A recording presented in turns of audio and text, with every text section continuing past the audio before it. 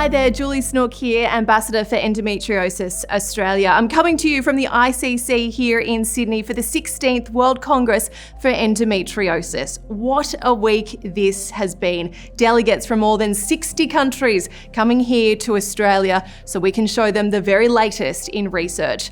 As part of this, we wanted to bring you a special series where we sit down with some of the sharpest minds in the industry and show you exactly what they've been up to.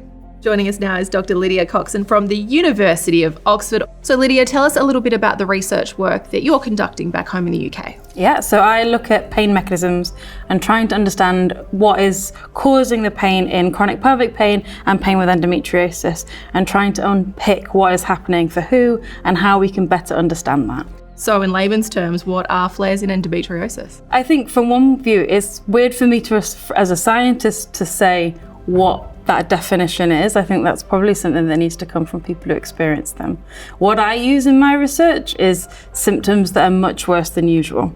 So it's quite a broad term. I think it's interpreted differently by different people, but that's the sort of definition that I use.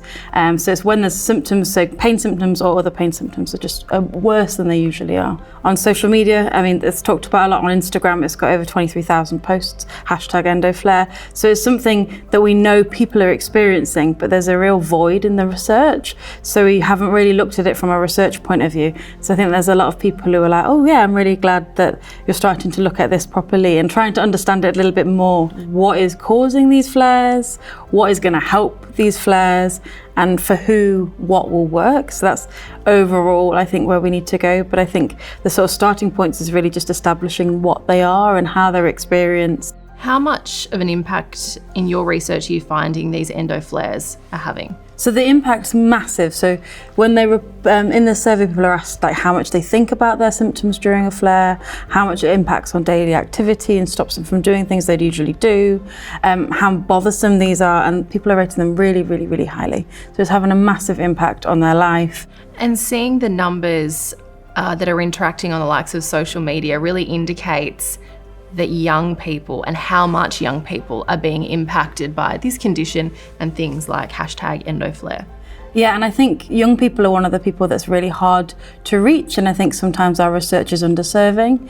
I think especially because of we know of the diagnostic delay in endometriosis, so we know that if we're doing research on people who've received a diagnosis, that is so many years after the start of their symptoms. So we're missing that window there. So I think increasingly across research, we're getting more and more, we need to be looking at these people. So in this study, we've got anyone who's got a working diagnosis, or they don't have to have had surgery, and things like that, which helps open the door to this younger group of people.